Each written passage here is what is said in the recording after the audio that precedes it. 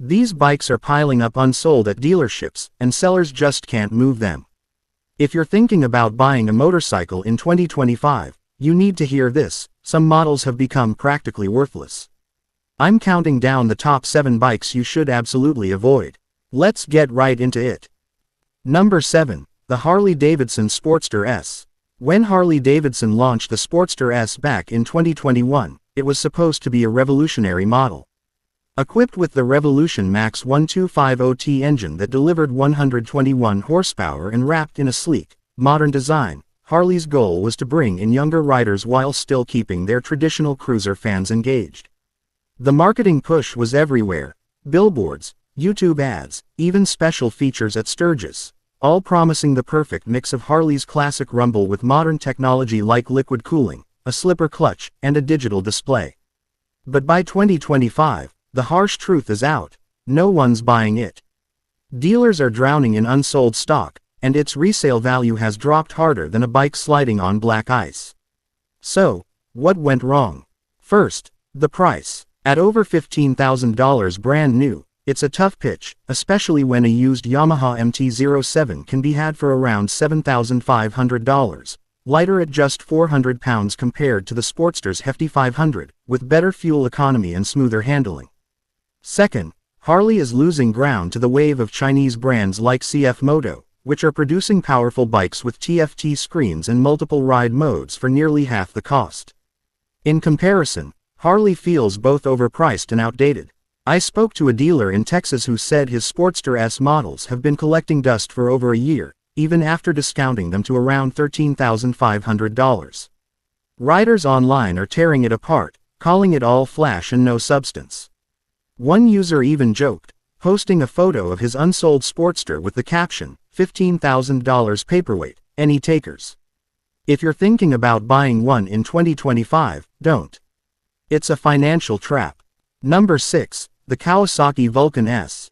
When it launched in 2015, this bike was a dream come true for beginner cruiser riders. Its 649cc parallel twin engine made 61 horsepower, and the adjustable ergonomics with a 27.4-inch seat height made it super approachable. The highlight was Kawasaki's Ergo Fit system, allowing the rider to tweak pegs, seat, and handlebars to fit perfectly. At around $7,000 brand new, it was an ideal entry-level cruiser: stylish, comfortable, and affordable. But by 2025, Vulcan S models are gathering dust at dealerships everywhere. The reason is simple: it's outdated. Nearly a decade has passed without a major update, and it shows. No ride modes, no cornering abs, and no TFT display, just an old analog gauge that looks prehistoric beside today's competition. Add to that higher import tariffs on Japanese bikes, pushing the price up to $8,500, and it's no longer a budget pick. For beginners today, the Honda Rebel 500 makes more sense, cheaper at $6,500, with optional abs and better resale value. The Vulcan S is fading fast in 2025, don't get caught with one. Number 5. BMW R18. BMW thought they struck gold when the R18 hit the scene in 2020. A retro-styled cruiser with an enormous 1,802cc boxer engine, the biggest BMW ever made, producing 91 horsepower and monster torque that could practically tow a trailer. It was loaded with chrome and classic styling, designed to honor BMW's legendary 1930s models and positioned as a premium cruiser rivaling Harley's Softail lineup. But with a starting price around $17,500, it was already a tough sell. Fast forward to 2025, and these things are sitting untouched in showrooms. Dealers are practically begging people to buy them. Why? That price tag. For one, most cruiser riders want something under $10,000, especially with inflation biting into budgets. Then there's the weight. Over 800 pounds, making it a handful to ride, especially compared to a 650-pound Harley Softail standard. Plus, the market has shifted. Riders want lighter, tech-forward bikes like Yamaha's Tenere 700, not chrome-heavy gas guzzlers that struggle to hit 30 mpg. I saw one R18 listed for $12,000 on Cycle Trader, and it's been sitting there for months. BMW gambled on nostalgia, but in 2025, that bet hasn't paid off. If you're drawn in by its retro looks, do yourself a favor and keep your money. It's a relic of a fading trend. Number 4. The Honda Shadow Phantom. Since its debut in 2010, this bike's been a cruiser favorite. Its 745cc V-twin engine made 44 horsepower, paired with a super low 25.6-inch seat height. Affordable, stylish, and easy to ride, it sold for around $7,500 and earned a reputation for Honda reliability, perfect for new riders. But in 2025, the Shadow Phantom is struggling badly. Dealerships are overstocked, and buyers just aren't interested. The reason? It hasn't changed in more than a decade. Riders today expect modern touches, ABS, digital dashboards, fuel efficiency, but the Phantom still offers none of that. Meanwhile, competition from Chinese brands like Benelli has intensified. Their 502C offers 47 horsepower, a modern TFT screen, and better tech, all for $6,500. Used Shadows are losing value fast. I saw listings on eBay as low as $3,500 for well-maintained models with upgrades. While it still has loyal fans, it's simply outdated.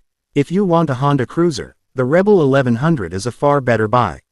It costs around $9,500 but includes ride modes, better fuel efficiency, and stronger resale value.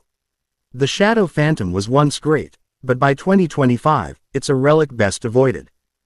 Number 3. Suzuki Boulevard M109R.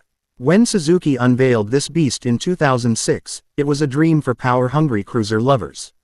The massive 1,783cc V-twin produced 128 horsepower, matched with a fat 240mm rear tire and bold styling that screamed attitude.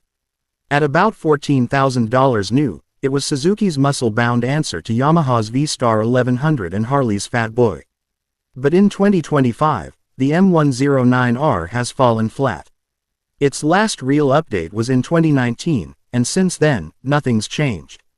No traction control, no modern dash, just brute force in an era that now values tech and efficiency. Fuel economy is another issue. With gas prices climbing past $4 a gallon in many states, its 32 mpg mileage feels outdated. Dealers can't move them, even with listings as low as $9,000 on Facebook Marketplace. A Suzuki representative even admitted dealerships are rejecting new shipments because they can't sell existing stock. If you're after a strong cruiser, the Kawasaki Vulcan 1700 Vaquero offers more features: cruise control, digital display, better resale, all for around $17,000. The M109R is a dinosaur in 2025, best left in the past. Number 2. Kawasaki Vulcan 900. For more than a decade, the Vulcan 900 was the go-to midsize cruiser for those wanting a little muscle. Introduced in 2006, it featured a 903cc V-twin with 50 horsepower and a low, comfy seat. It was dependable, beginner-friendly, and decently priced around $9,500. But by 2025, its relevance is fading fast. The main culprit: lack of updates. Nearly 20 years have passed without major changes, and in today's market, tech matters more than ever. The base model still lacks ABS and ride modes, sporting an old-school analog gauge that feels out of place in 2025. Add its 620-pound weight, and it's easy to see why newer models outshine it. For just $500 more, the Honda Rebel 1100 offers far better features, more power, improved efficiency, and cruise control. Used Vulcan 900s are selling for as little as $3,800 on Craigslist, and dealerships aren't even taking trade-ins. One Kawasaki dealer told me directly, "We already have too many sitting around." And finally, number 1, the Harley-Davidson V-Rod. This was one of the most divisive motorcycles Harley ever made. Introduced in 2001, it sported a 1,250cc liquid-cooled V-twin developed with Porsche, producing 125 horsepower.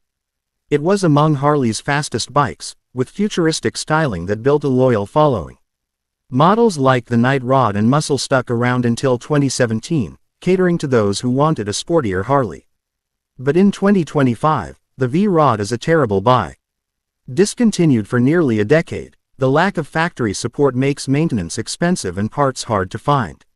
OEM components are scarce, leaving owners to rely on overpriced aftermarket suppliers. Traditional Harley riders never truly embraced it either. It lacked that iconic air-cooled V-twin soul. Today, used V-rods are plummeting in value. I found a 2015 Night rod listed for $7,000, down from its original $18,000 sticker. Dealers won't take them as trade-ins, and insurance costs are steep thanks to pricey repairs. If you want a modern power cruiser, the Ducati Diavel V4 or Indian Scout Rogue are far smarter options, both offering better reliability, advanced tech, and full manufacturer backing. The V-Rod might have been ahead of its time, but in 2025, it's just a bad investment. The motorcycle market keeps evolving, and while some cruisers stand the test of time, others fade into obscurity. Whether it's due to poor resale, no updates, or being discontinued altogether, these 7 bikes are the worst buys in 2025. If you're shopping for a cruiser, choose wisely, invest in something that holds value and keeps you smiling for years to come. What's your take on this list? Drop your thoughts in the comments below, and don't forget to like and subscribe for more motorcycle content.